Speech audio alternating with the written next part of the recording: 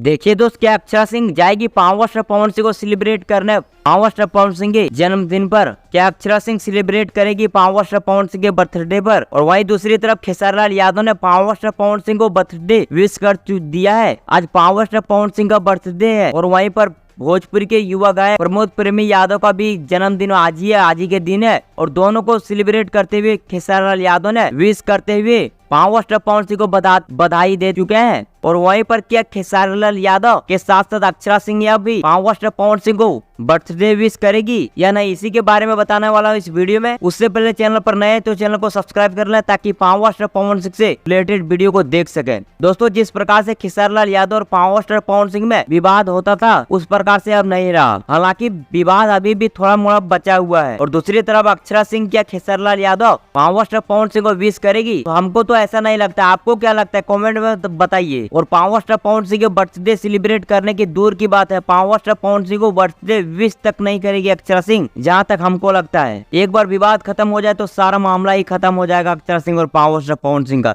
जिस प्रकार से खेसारी लाल यादव और पावर स्टार पवन सिंह में विवाद ही खत्म हो गया। तो आपको क्या लगता है कि अक्षरा सिंह पावर स्टार पवन सिंह को बर्थडे विश करेगी या पावर स्टार पवन सिंह के जन्मदिन पर जाएगी या नहीं? हमें कमेंट में बताइए। बाकी मैं मिलूंगा किसी और नए वीडियो में, तब तक जय हिंद, वंदे मातरम।